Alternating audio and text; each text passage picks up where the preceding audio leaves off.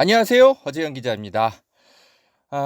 시사 바리스타 오늘 뉴스 백브리핑으로 함께 하시겠습니다. 오늘도 여러분 기다리고 있는 시사 원두들 제가 내려드리려고 많이 준비해온 것들이 있어요. 함께 해주십시오. 그리고 리포액트 사이트에 제가 그 윤석열 그 검찰이 서울시 공무원 간첩 그 조작 사건 여러분 기억하시죠? 지금 검찰이 당시 그거 수사했던 검사들을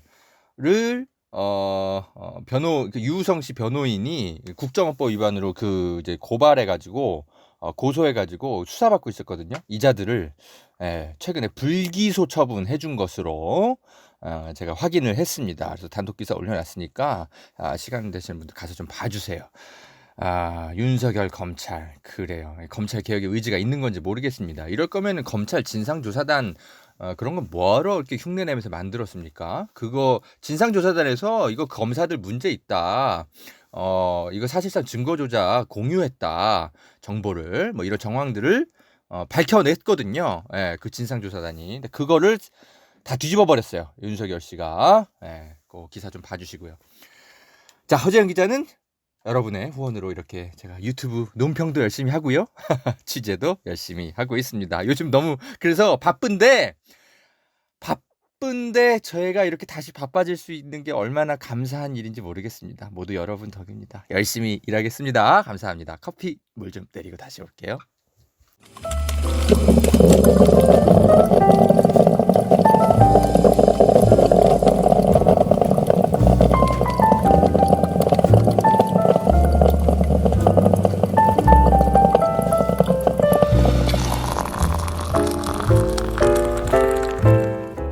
네, 허재영 기자의 시사 바리스타입니다. 자, 오늘은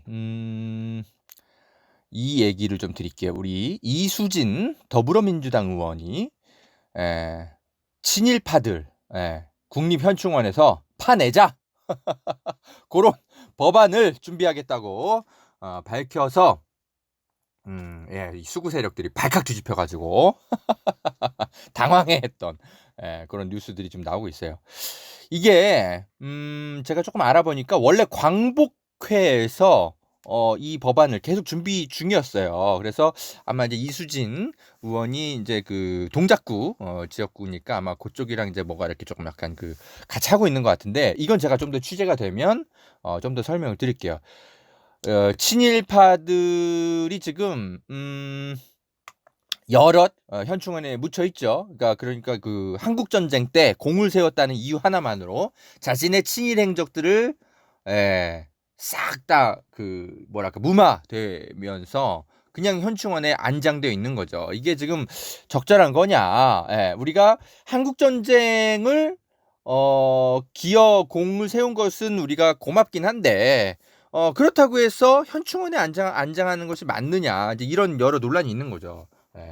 왜냐하면 여러분 국가에 대한 공을 세웠다고 해서 꼭 어떤 현충원에 안장하는 건 아니에요. 여러 심사 과정을 거칩니다. 그리고 우리 김구 선생님도 현충원에 안 있어요. 따로 기념공원 같은 데 계신 겁니다. 노무현 대통령님도 마찬가지잖아요. 현충원에 꼭 무조건 뭐 이렇게 국가에 공을 세운 사람이라고 거기에 들어가는 게 아닙니다. 근데 우리가 지금까지 박정희 정권 때부터 지금까지 이 현충원의 안장 기준에 대해서 사회적 논의가 충분하지 않았던 거예요. 왜냐하면 우리의 기득권 세력이 다 이 수구 세력 친일파 후손들이 막 잡는 바람에 그래서 이 논의가 활발하지 못했던 거예요. 근데 이제는 우리 민주, 진보, 민족 진영이 국회에서 190석을 가져왔죠. 그래서 이런 논의를 활발하게 할 수 있는 분위기가 조성이 된 겁니다. 생각만 해도 21대 국회 너무 기분이 좋아. 그죠? 시작부터. 수구 세력이 굉장히 당황해하고 있습니다. 이수진 의원이 이런 그러니까 우남 김성숙 선생 기념사업회가 개최한 현충원 역사 바로 세우기 행사에 이제 참여하면서 이런 발언을 하셨어요. 역사를 바로 세우기 위해서 친일파를 현충원에서 파묘하는 것은 마땅한 일이다. 작년까지 여러 차례 시도했지만 친일파 파묘 법률안이 통과가 안 됐다. 이러면서 이제 강제 이장해야 된다. 이렇게 이제 밝혔습니다. 법안을 좀 다듬어서 이미 광복회가 이제 제출한 어떤 의견서 같은 것들이 있을 거예요. 잘 참조해서 올해 안에 빠르게 해야 됩니다. 왜냐? 백선엽 씨라고 그 친일파 그 장군이 곧 돌아가시기 직전이거든요. 그러니까 이 사람 현충원에 안장될 수 있어요. 안 됩니다. 빨리 법을 바꿔가지고 그분 돌아가시기 전에 다른 데 묻히게 해야 돼요. 미래통합당이 지금 발칵 뒤집혀가지고 막 난리치고 있어요. 뭐 국민 분열만 가중시키는 전근대적이고 충격적인 발상이다.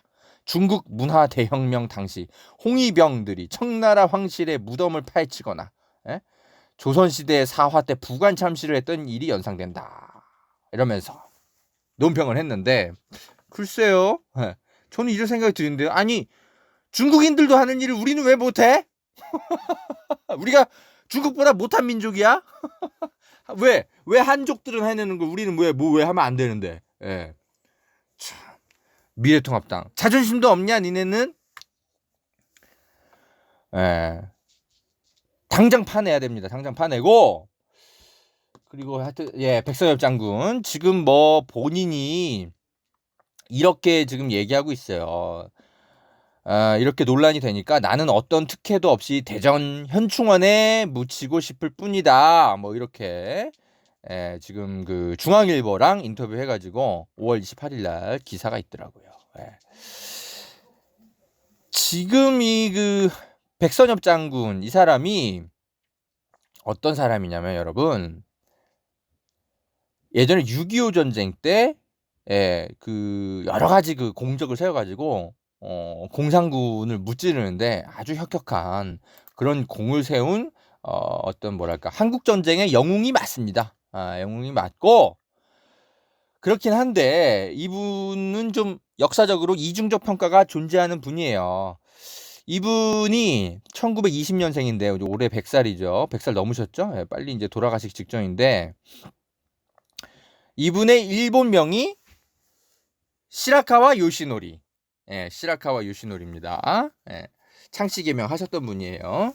그러면서 만주군 육군 군관학교를 졸업하고 장교로 간도 특설대에 복무해가지고 만주군 중위로 있었다 그러네요. 독립군들 열심히 때려잡았겠죠. 그래요. 그러고 나서 이제 해방 이후에 자기가 여러 그 자서전 같은 것들을 냈는데 한국어판에는 그 자기가 이제 그 독립군 때려잡은 거 이런 거를 아예 쓰질 않아요. 근데 일본어판을 이거 같이 내는데 자기 자서전을 거기에서는 그걸 다뤄요.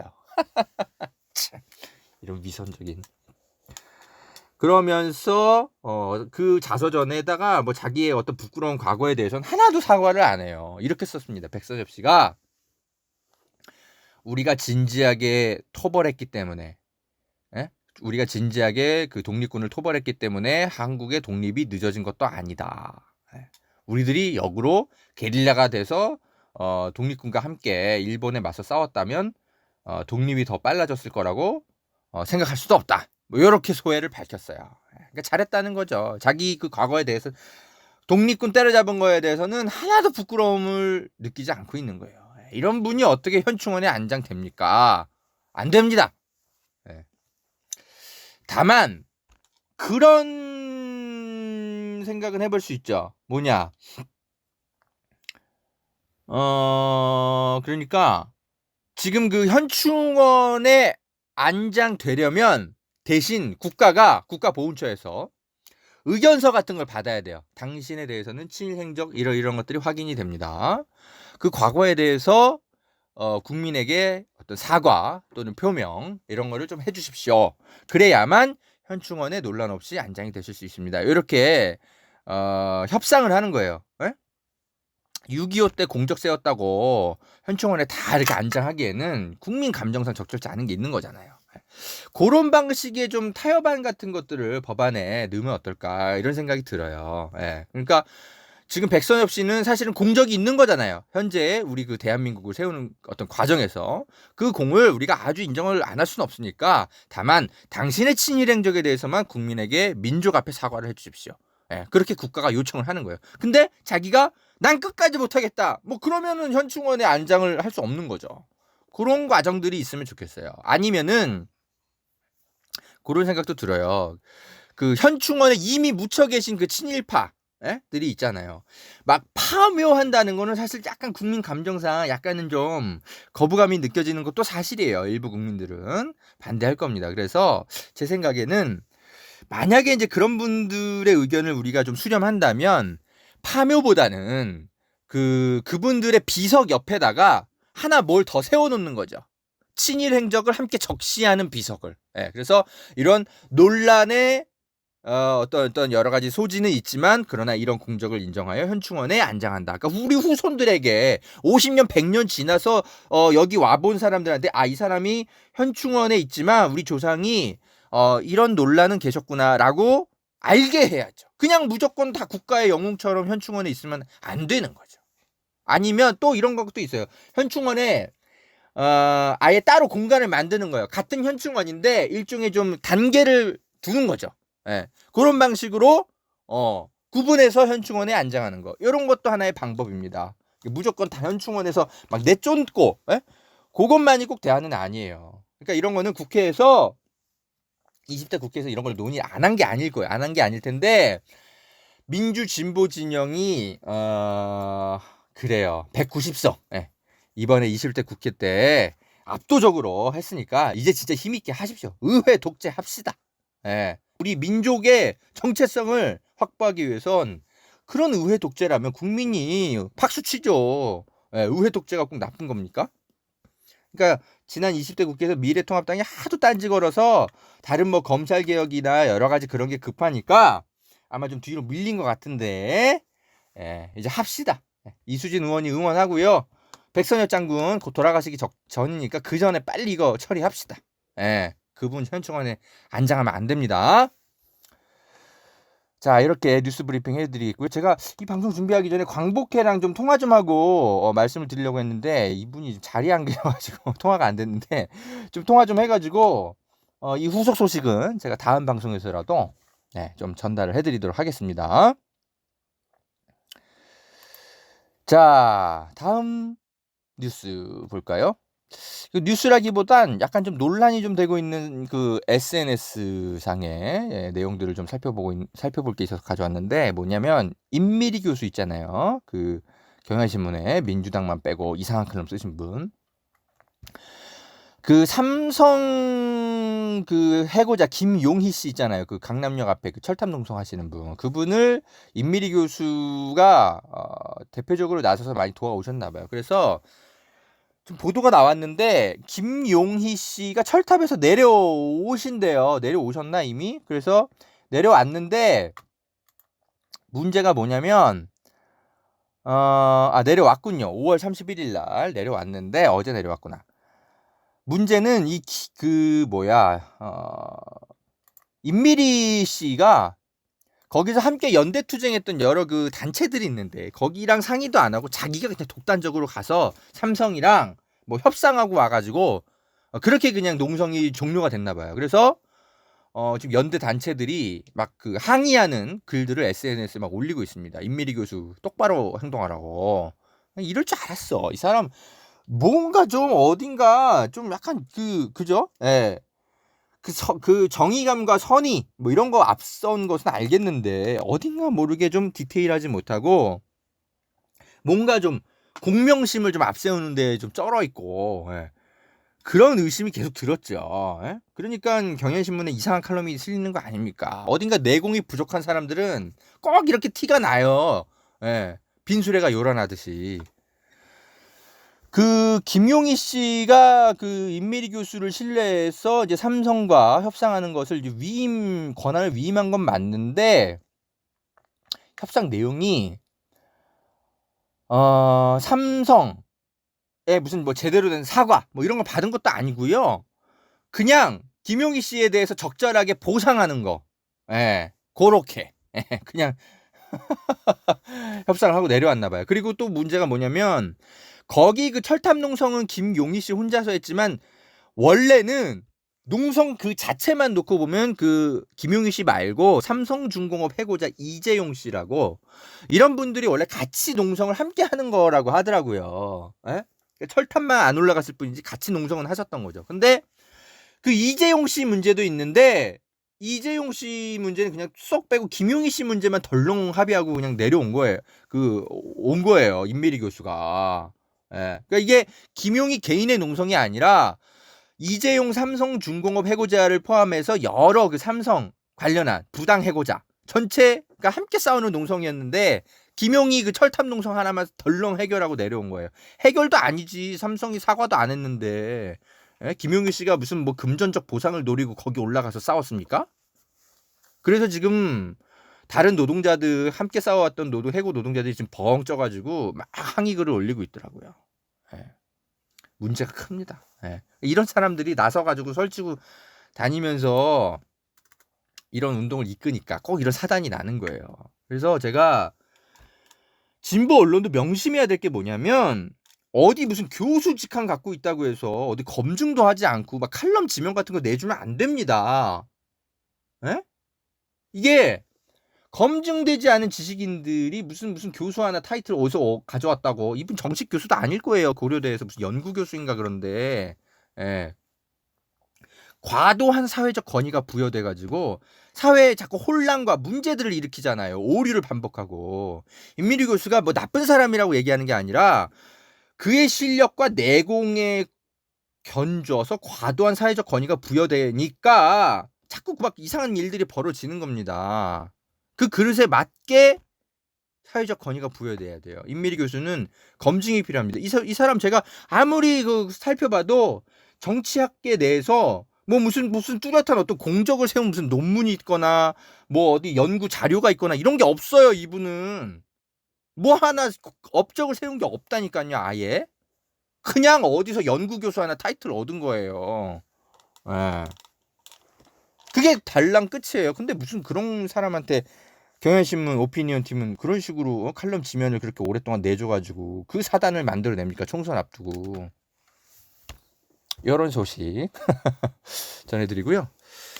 자, 미국에서 지금 여러분 난리가 났잖아요. 지금 그 흑인 한 분이 이제 조지 플로이드라고 목졸름 당해가지고 숨을 쉬지 못하게 만들어가지고 어떤 그 백인 경찰이 길거리에서 거의 사실상 살해한 거잖아요. 그래갖고 지금 미국이 난리가 났죠. 난리가 났는데 좀 약간 색다른 뉴스가 오늘 보이더라고요.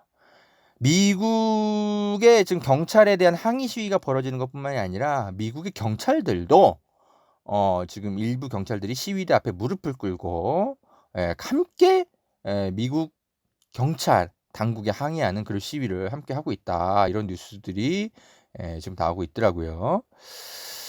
그래서 이게 지금 미국의 어떤 경찰이 인터뷰를 했는데 뉴저지주 캠든 카운티 여기에 이제 그 조지프 위소키 서장이 이런 인터뷰를 했어요. ABC 뉴스랑. 이것은 공동체의 문제고 우리 역시 공동체다. 우리는 그저 도시를 감시하는 이들이 아니다. 우리 지역에서 인종차별 반대 시위가 벌어진다는 소식을 들었을 때 우리는 주민들과의 공동체적 유대감을 바탕으로 함께할 수 있다. 네, 참 멋있죠? 제가 왜 굳이 이거를 소개해드리냐면 우리나라 경찰들도 좀 이런 경찰들이 좀 있었으면 좋겠어요. 왜 우리나라는 왜 이렇게 뭐랄까 진짜 경찰들은 맨날 시위 진압하는 데에만 열심이고 정작 자신들의 과오에 대해서 반성해서 시민들과 함께 시위에 동참하는 경찰은 한 명도 없냐고. 저는 뭐랄까 왜 우리 안병화 경무관 있잖아요. 5.18 때 그때 이제 그 무력 진압 반대해가지고 징계당하시고 분명히 이 안병화 경무관 같은 피가 끓는 경찰들이 있을 겁니다. 저는 그런 경찰들이 이번 미국 경찰들의 이런 행동을 좀 보면서 미국의 안병화 같은 그런 조지프 위소키 요런 서장님이라고 하네요. 뉴저지주 캠든 카운티에 좀 보고 좀 많이 좀 참조 좀 하셨으면 좋겠어요. 그거 알려드리려고 제가 소개를 좀 드립니다. 지금 또 소성리에서 좀 여러 가지 좀 주민들과 좀 소통 없이 뭐 무기 막 이렇게 막 그 사드 관련해서 막 이렇게 반입되고 이래가지고 지금 거기도 좀 난린 것 같아요. 좀 경찰하고 주민들하고 막 충돌하려고 하는 것 같던데 거기도 좀 걱정입니다. 별일이 없었으면 좋겠어요. 자, 여기까지가 시사바리스타 1부고요. 2부에서는 조선일보가 또 정의기억연대 또 어떻게 또 악질적으로 음해하는 보도를 했는지 제가 좀 팩트 검증 또 해드려야 될 게 있거든요. 잠시 후에 2부에서 다시 오겠습니다.